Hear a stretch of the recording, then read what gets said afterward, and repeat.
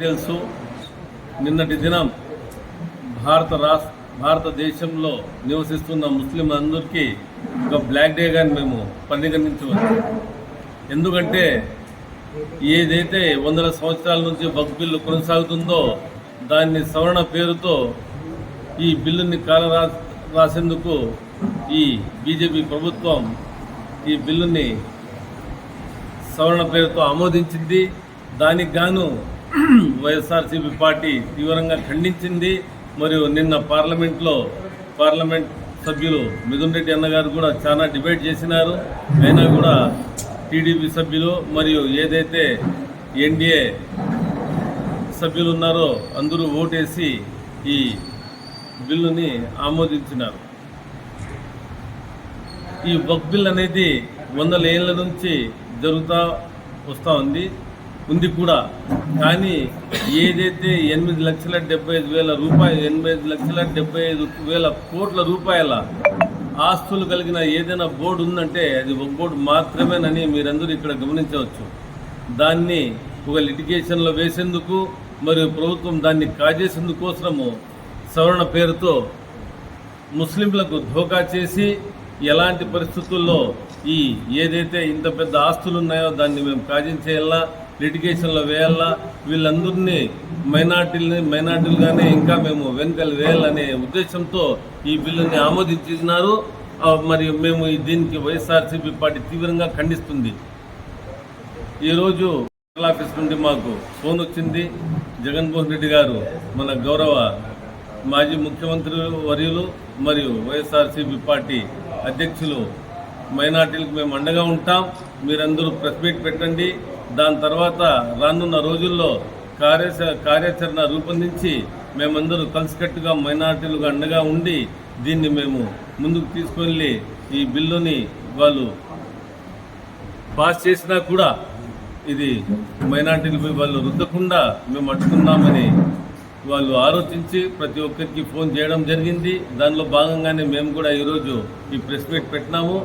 అదేగాక పార్టీలకు అతీతంగా ప్రతి ఒక్క ముస్లిం ఈ బిల్లుని అపోజ్ చేసి ఏదైతే ఈ ఎన్డీఏ ప్రభుత్వం ముస్లింల హక్కులు కాలరాస్తుందో దానికి ప్రతి ఒక్కరూ అపోజ్ చేసి మేమంతా మా వక్ఫ్ బోర్డు ఆస్తులను కాపాడుకొని ముందుకు సాగాలని నేను ప్రతి ఒక్కరికి నేను పిలుపుస్తున్నాను.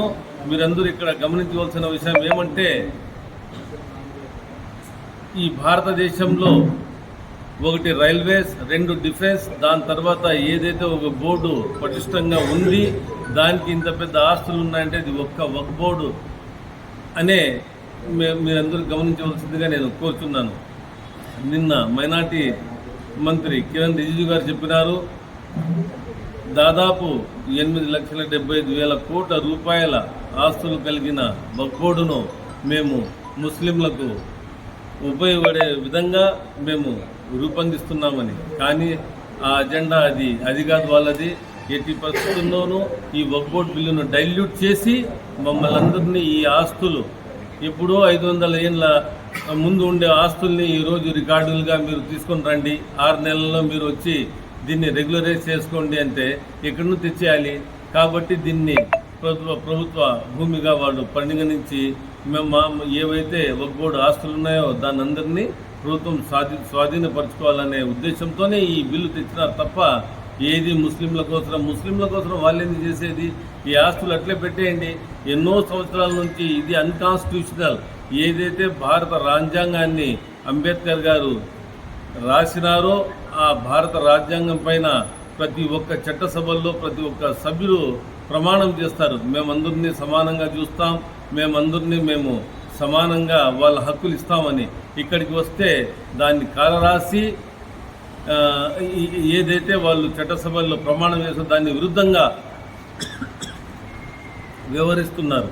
కాబట్టి ప్రతి ఒక్క ముస్లిం ప్రతి ఒక్కరూ చేదోడు వాదోడుగా నిలిచి మా రైట్స్ ఏదున్నాయో దానికి కాపాడుకునే దానికి మీరంతా తప్పకుండా సహాయం చేస్తారని మేము ప్రతి ఒక్క పార్టీకి ప్రతి ఒక్క కమ్యూనిటీకి మేము అభ్యర్థిస్తున్నాము. వక్ఫ్ బోర్డు నుంచి స్టార్ట్ అయ్యి రానున్న రోజుల్లో కొత్త కొత్త చట్టాలు తెచ్చి వీళ్ళు ఇంకా 4 సంవత్సరాలు ఉంది. ఈ 4 సంవత్సరాల్లో ముస్లింలకు ఏదైతే బెనిఫిట్ ఉందో దాని అందరినీ కాళ్ళ కింద తొక్కి వీళ్ళు మమ్మల్ని కష్టాల్లో పడేయాలా, మమ్మల్ని కష్టపెట్టాలనే ఉద్దేశంతోనే ఇది తెచ్చినారు.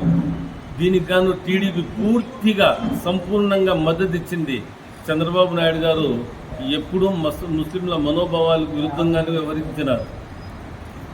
ఏమన్నా చెప్తే మేము 3 సవరణలకు మేము చెప్పినాము, దానికి జేపీసీ ఆమోదించింది అని చెప్తున్నారు. దానికి ఏం రా అంటే 6 నెలల్లో ఏదైతే బీజేపీ ప్రభుత్వం ఎన్డీఏ ప్రభుత్వం చెప్తుందో రెగ్యులరైజ్ చేసుకోండి మీరు డేటా అంతా ఇచ్చి అని, దానికి 6 నెలలు కాదు 1 సంవత్సరం వచ్చి టైం నేను తీసుకుంటాను, దానికి వాళ్ళు ఒప్పుకున్నారు అని.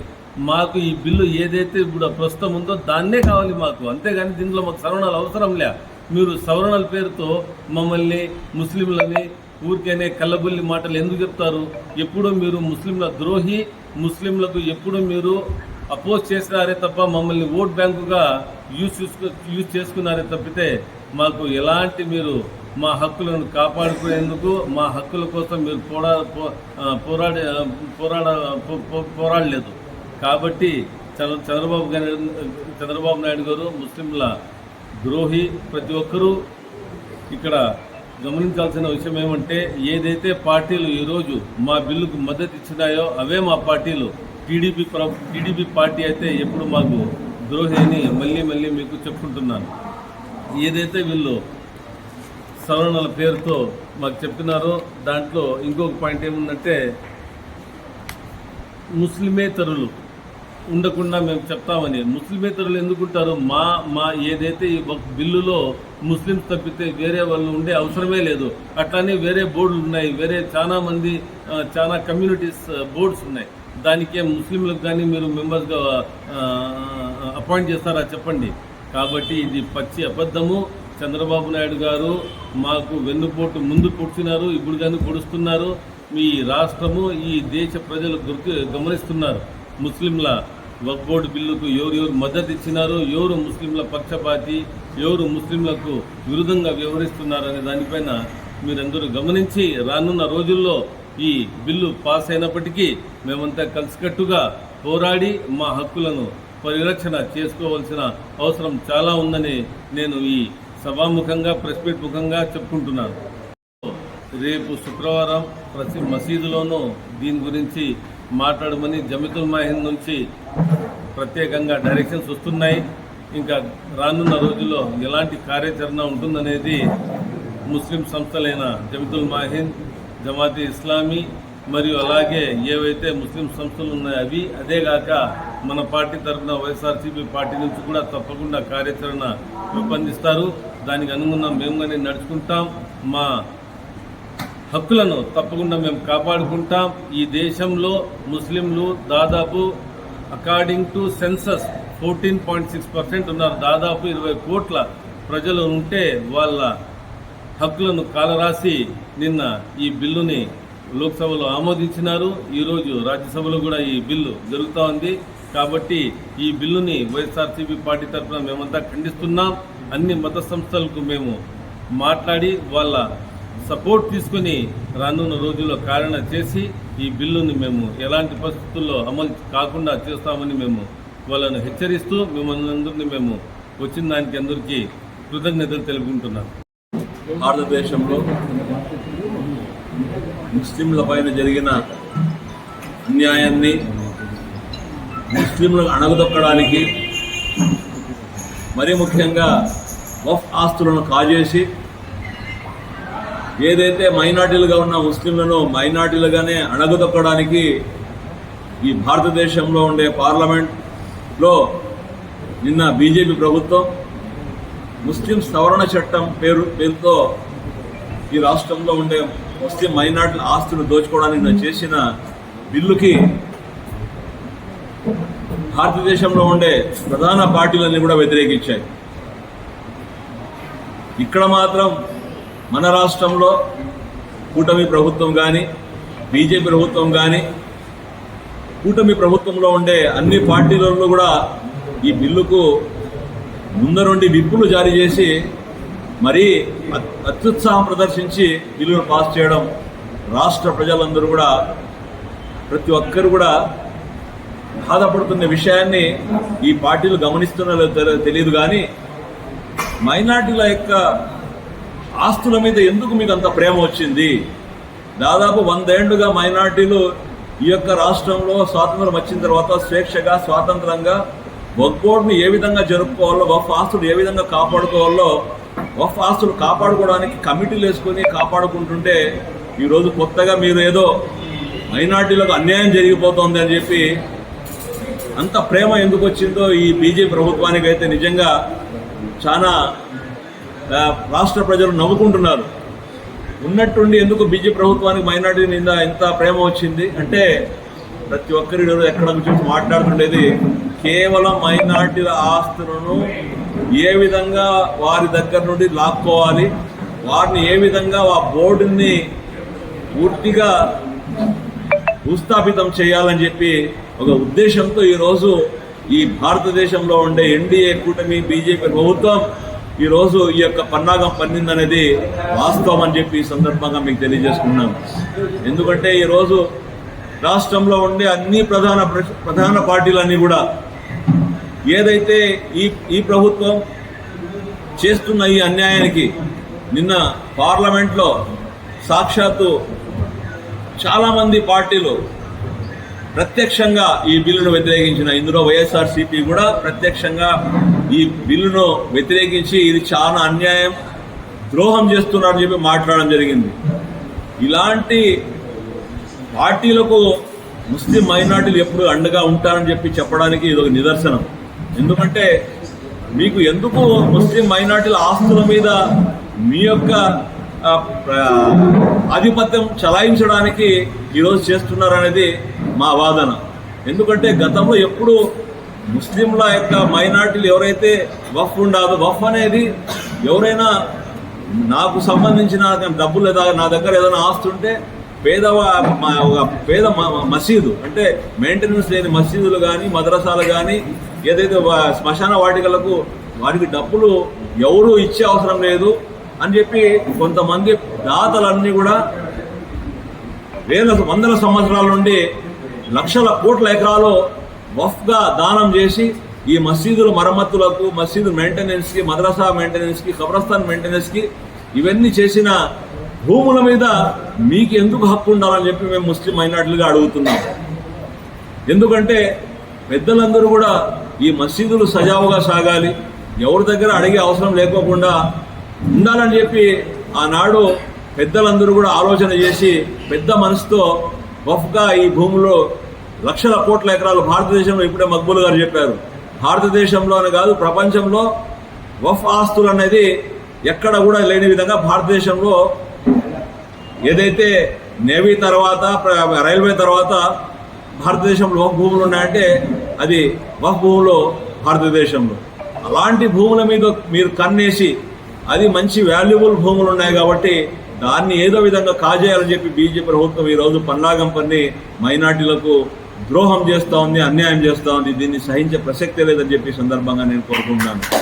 ఎందుకంటే నిన్న పార్లమెంట్లో చర్చ జరిగినప్పుడు పంజాబ్కి సంబంధించిన ఒక పార్లమెంట్ సభ్యులు, కాంగ్రెస్ పార్లమెంట్ సభ్యుడు మాట్లాడారు, పంజాబ్లో మా ప్రాంతంలో నివసించే ముస్లింలకు ఆ రోజు ఒక బరియల్ గ్రౌండ్ లేదంటే నేను ఒక సిక్కుగా ఉండి, మేము ఒక పంజాబీలుగా ఉండి మేమందరూ కూడా కలిసి మా యొక్క భూమిని వఫ్గా మేము రాసిచ్చి ముస్లిం మైనార్టీలకు కబ్రస్థాన్గా మేము ఇచ్చినామంటే అంటే ఇలాంటి భూములు కూడా మీరు కాజేయడానికి, ఆ భూములు ఇవ్వడానికి మాకు హక్కు లేదా? ఇచ్చిన భూములు మేము ఎవరైతే వఫ్గా ఇచ్చినామో దాన్ని కూడా మీరు లాక్కోవడానికి ప్రయత్నం చేస్తున్నారని చెప్పి చర్చ జరిగినప్పుడు మాట్లాడినప్పుడు భారతదేశంలో ప్రజలందరూ ముస్లిం అందరూ హర్షించారు, గర్వించారు. అంటే ఇలాంటి ఏదైతే సంభాషణ జరిగిందో దాంట్లో ప్రతి ఒక్కరు కూడా చెప్పారు, ముస్లింల యొక్క వక్ఫ్ భూములను పైన మీ ఆధిపత్యం వద్దు, మేము కూడా అదే కోరుకుంటున్నాం. మీరు మాకు ఎక్కడ ఇవ్వమని చెప్పి మీ దగ్గర అడగడం లేదు, బీజేపీ ప్రభుత్వానికి ఎన్డీఏ ప్రభుత్వానికి అడగడం లేదు. మా భూములు మేము కాపాడుకుంటాం. గతంలో వందల సంవత్సరాలు ఏ విధంగా కాపాడుకుంటూ వస్తున్నామో రాబో రోజులు కూడా కాపాడుకుంటాం. మీరు కాపాడుకునే పేదలకు ఇచ్చేదేంది? పేదలకు ఇచ్చే భూముల్లోనే ఇది పేదలకు అన్ని రకాలుగా న్యాయం జరుగుతోంది ఈ యొక్క వక్ఫ్ భూములతో. మీరు ఈరోజు వాళ్లకు న్యాయం చేస్తామని చెప్పి ఎందుకు అంత సవతి తల్లి ప్రేమ చూపిస్తున్నారు అనేది దేశ ప్రజలు గమనిస్తున్నారు. కాబట్టి బీజేపీ ప్రభుత్వం ఇప్పుడు కూడా చెప్తున్నాం, మీరు ఏదైతే దురాలోచనతో మైనార్టీ ముస్లింల యొక్క ఆస్తుల కాజేయడానికి మీరందరూ కూడా ఈరోజు పన్నాగం పన్ని పార్లమెంట్లో చర్చ పెట్టి పార్లమెంట్కు బిల్ తీసుకొచ్చి ఈరోజు అమిత్ షా గారు చెప్తున్న పార్లమెంట్లో చేసిన చట్టాన్ని ప్రతి ఒక్కరు కూడా అనుమతించాల్సిందే, అంగీకరించాల్సిందే అని చెప్పి అంటే ఏంటి మీ యొక్క ఆలోచన ఏంటి అంటే మీరు ఏం చేస్తే కూడా చూస్తూ ఊరుకుండాలా, ఏం చూస్తే కూడా మేము గమ్మనుండాలా అనే ఆలోచనే కదా. కానీ ముస్లిం మైనార్టీలు ఏదైతే ఈ వక్ఫ్ సవరణ చట్టం బిల్లుకు మేము దేశవ్యాప్తంగా పోరాటం చేయడానికి సిద్ధంగా ఉంటాం. అందులో భాగంగా మా పెద్ద జమాత్ ఇస్లామీ హింద్ కానీ జమీయతుల్ ఉలమా హింద్ కానీ జమీయతుల్ ఉలమా కానీ ఏదైతే వక్ఫ్ బోర్డు చట్టానికి సంబంధించిన ముస్లిం మత పెద్దలందరూ కూడా ఈరోజు రాజ్యసభలో కూడా చర్చ జరుగుతోంది. దీన్ని కూడా వ్యతిరేకించాలని చెప్పి ప్రతి ఒక్కరు కోరుకుంటున్నారు. ఈ చర్చలో రాజ్యసభలో కనీసం ఈ బిల్లు వీగిపోకుండా వెనక్కి తీసుకునే పరిస్థితి రావాలని చెప్పి భారతదేశంలో ఉండే ముస్లిం మైనార్టీ అందరూ కూడా ఈరోజు దువా కూడా చేయడం జరిగింది. కాబట్టి రాబో రోజుల్లో కూడా మీరు ఏదైతే మా పైన దౌర్జన్యంగా అన్యాయంగా ఏదైతే వక్ఫ్ సవరణ చట్టం బిల్లుతో మా పైన రుద్దుతున్నారో దానికి వ్యతిరేకంగా పోరాటం చేస్తాం. ఈ పోరాటంలో వైసీపీ నాయకుడు జగన్మోహన్ రెడ్డి గారు ఈరోజు ముందు నుండి గతంలో నుండి చెప్తున్నారు, నేను ఈ యొక్క వక్ఫ్ సవరణ చట్ట బిల్లుకి మేము వ్యతిరేకిస్తామని చెప్తున్నారు. చంద్రబాబు నాయుడు గారు కూడా నిన్నటి వరకు చెప్పారు, కనీసం రంజాన్ నెలలో కూడా ఉపవాస దీక్షకు వచ్చినప్పుడు ఉపవాస దీక్ష వచ్చినట్టు చెప్పారు దీన్ని మేము వ్యతిరేకిస్తున్నామని చెప్పి. కానీ నిన్న చూస్తే విప్ జారీ చేసి అదేవిధంగా మైనార్టీలకు వ్యతిరేకంగా నిన్న టీడీపీ కానీ జనసేన కానీ కూటమి ప్రభుత్వంతో కలిసి ఆయన ఓట్లు వేయడం జరిగింది. కానీ జగన్మోహన్ రెడ్డి గారు అయితే చెప్పిన వాటిని కట్టుబడి మైనార్టీలకు అండగా ఉంటాం, మైనార్టీలు ఎవరైతే ఇబ్బంది కలిగిన పరిస్థితి ఈ వక్ఫ్ చట్టాన్ని నేను వ్యతిరేకంగా పనిచేస్తాం. దీనిపైన ఏ విధంగా మనం ఆలోచన చేయాలో, దీన్ని ఏ విధంగా ఎదుర్కోవాలో చేస్తామని చెప్పి ధైర్యంగా చెప్పిన నాయకుడు ఈ భారతదేశంలో జగన్మోహన్ రెడ్డి గారు అని చెప్పి ఈ సందర్భంగా తెలియజేసుకుంటూ, ఏదైతే ఈ యొక్క వక్ఫ్ సవరణ చట్టం బిల్లు తీసుకొచ్చి ముస్లిం న్యాయం చేస్తామని చెప్పి కపటపేమ వ్యవహరిస్తున్న బీజేపీ ప్రభుత్వాన్ని మేము ఇప్పటికైనా డిమాండ్ చేస్తా ఉన్నాం, ఒక ముస్లిం మైనార్టీ అభ్యర్థిస్తున్నాం, మీరు మా పైన ఏదైతే బిల్లు రుద్ది మా యొక్క ఆస్తులు కాజేయాలనుకున్నారో దాన్ని విరమించుకోండి అని చెప్పి ఈ సందర్భంగా తెలియజేసుకుంటూ సెలవు తీసుకుంటున్నాం. ఎస్సీల మీద, ఎస్టీల మీద, ముస్లిం మైనార్టీల మీద ఎన్డీఏ ప్రభుత్వం నిరంకుశ వైఖరితో ముస్లిం సమాజాన్ని నిర్వీర్యం చేసే విధంగా, ముస్లిం సమాజాన్ని భయభ్రాంతులకు గురి చేసే విధంగా గత 11 సంవత్సరాల నుంచి అనేక నల్ల చట్టాలను తీసుకొచ్చి ముస్లింల మీద రుద్దడం జరుగుతూ ఉంది. అందులో భాగంగానే ఎన్ఆర్సీ తీసుకొచ్చారు, ట్రిపుల్ తలాక్ తీసుకొచ్చారు, ఆర్టికల్ 369 అని తీసుకొచ్చారు.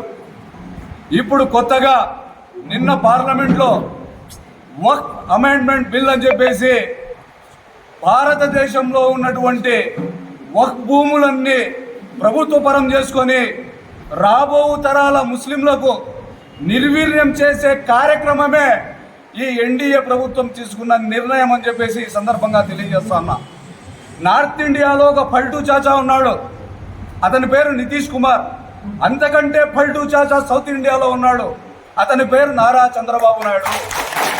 ఈ నారా చంద్రబాబు నాయుడు అనే వ్యక్తి ఎప్పుడు ఏ పార్టీతో సంబంధం పెట్టుకుంటాడో, ఎప్పుడు ఏ పార్టీతో పొత్తు పెట్టుకుంటాడో, ఎప్పుడు ఏ మాట మాట్లాడతాడో కూడా అతని మనసుకు కూడా తెలియని విషయం ఇది. ఎందుకంటే నేను సెక్యులర్ పార్టీని, నేను సెక్యులర్ వాదిని, నా పార్టీ ముస్లింలకు అండగా ఉంటుంది, మేము బీజేపీతో పొత్తు పెట్టుకున్న రాష్ట్రంలో ముస్లింలకు ఎటువంటి హాని జరగకుండా చూసుకునే బాధ్యత మాది అని చెప్పేసి కల్లిబొల్లి మాటలు చెప్పి ఓట్లు వేయించుకొని అధికారంలోకి వచ్చిన తర్వాత చంద్రబాబు నాయుడు నువ్వు చేస్తున్న పని ఏమిటి? ఈరోజు నమ్మించి గొంతు కోసిన విధంగా ఏదైతే వక్ఫ్ అమెండ్మెంట్ బిల్లు బీజేపీ ప్రభుత్వం తీసుకొచ్చిందో దానికి పూర్తిగా విప్పు జారీ చేసి నీ ఎంపీలతో ఓటు వేయించి వక్ఫ్ అమెండ్మెంట్ బిల్ అనేది పాస్ చేయడానికి భారతదేశంలో అందరికన్నా పెద్ద పాత్ర తెలుగుదేశం పార్టీది, నారా చంద్రబాబు నాయుడు గారిది అని చెప్పేసి ఈ సందర్భంగా తెలియజేస్తున్నాం. భారతదేశంలో ఉన్నటువంటి ముస్లింల జాతి ఎంత ఉందో భావి తరాల్లో నితీష్ కుమార్ని కానీ, నారా చంద్రబాబు నాయుడు కానీ, చిరాగ్ పాస్వాన్ని కానీ మిమ్మల్ని ముస్లిం జాతి ద్రోహులుగా ఈ రోజు నుంచి ముస్లింలందరూ భావిస్తారని చెప్పేసి ఇప్పటికైనా మారండి. మీరు ఏదైతే వక్ఫ్ అమెండ్మెంట్ బిల్లుకు మద్దతు ఇచ్చారో మీ మద్దతును ఉపసంహరించుకోండి, మీ నైతికతను కాపాడుకోండి అని చెప్పేసి ఈ సందర్భంగా తెలియజేస్తున్నాను. ఈ రాష్ట్రంలో ముస్లింల పక్షపాతి ఎవరైనా ఉన్నారంటే అది దివంగత నేత వైఎస్ రాజశేఖర రెడ్డి కుటుంబం మాత్రమే అని చెప్పేసి ఈ సందర్భంగా తెలియజేస్తున్నా. ఎందుకంటే వైఎస్ రాజశేఖర రెడ్డి గారు ముఖ్యమంత్రిగా ఉన్నప్పుడు 4% రిజర్వేషన్ తీసుకొచ్చి ముస్లింల పిల్లల జీవితాల్లో ఈ రోజు డాక్టర్లు కానీ, ఇంజనీర్లు కానీ, పోలీసులు కానీ అవుతున్నారంటే దానికి కారణం వైఎస్ రాజశేఖర రెడ్డి గారు తీసుకొచ్చిన 4% రిజర్వేషన్ అని చెప్పేసి ఈ సందర్భంగా తెలియజేస్తూ, ఈరోజు అదే ముస్లింలకు అన్యాయం జరుగుతూ ఉంది.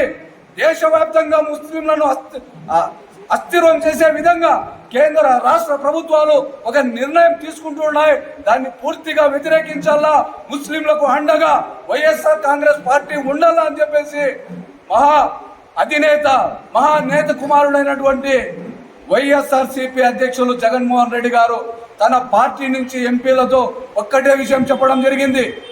ముస్లింలకు హాని కలిగించే ఏ బిల్లునైనా పార్లమెంట్ లో పూర్తిగా వ్యతిరేకించండి అని చెప్పేసి ఈ సందర్భంగా ఒక వైఎస్ఆర్ కాంగ్రెస్ పార్టీ నాయకుడిగా కాదు, ఒక ముస్లిం మైనార్టీకి చెందిన వ్యక్తిగా ఈ రోజు నేను వైఎస్ జగన్మోహన్ రెడ్డి గారికి, వైఎస్ఆర్ కాంగ్రెస్ పార్టీకి ధన్యవాదాలు, కృతజ్ఞతలు తెలియజేసుకుంటున్నాను. ఏదైతే ఎన్డీఏ కూటమి ప్రభుత్వం వక్ఫ్ అమెండ్మెంట్ బిల్లుకు ఆమోదం తెలిపారో రేపటి నుంచి వాళ్ళే ప్రెస్ మీట్లు పెట్టి కాకమ్మ కథలు చెప్పే పరిస్థితి ఏర్పడుతుంది. మా ముస్లిం సోదరులకు ఒకటే విన్నవించుకుంటా ఉన్నాం, రేపటి నుంచి కాకమ్మ కథలు షురూ చేస్తారు. మేము సవరణలు చేశాం, మేము జడలేసాం, మేము కొప్పు కట్టామని చెప్పేసి మా ముస్లిం సోదరులకందరికీ ఒకటే విషయం తెలియజేసుకుంటున్నాను. ఇంకా ఈ కల్లిబొల్లి మాటలు నమ్మి మోసపోయాం.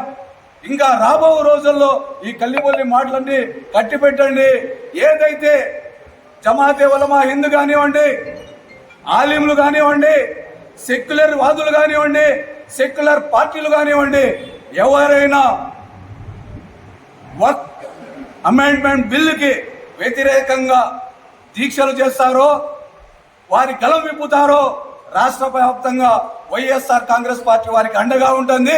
కదిరి నియోజకవర్గ వ్యాప్తంగా సమన్వయకర్త బిఎస్ మక్బూల్ అహ్మద్ గారి సారథ్యంలో వైఎస్ఆర్ కాంగ్రెస్ పార్టీ శ్రేణులందరూ వారికి అండగా ఉంటారని చెప్పేసి ఈ సందర్భంగా తెలియజేస్తూ ఈ అవకాశం ఇచ్చిన పెద్దలందరికీ ధన్యవాదాలు తెలుపుతున్నాను.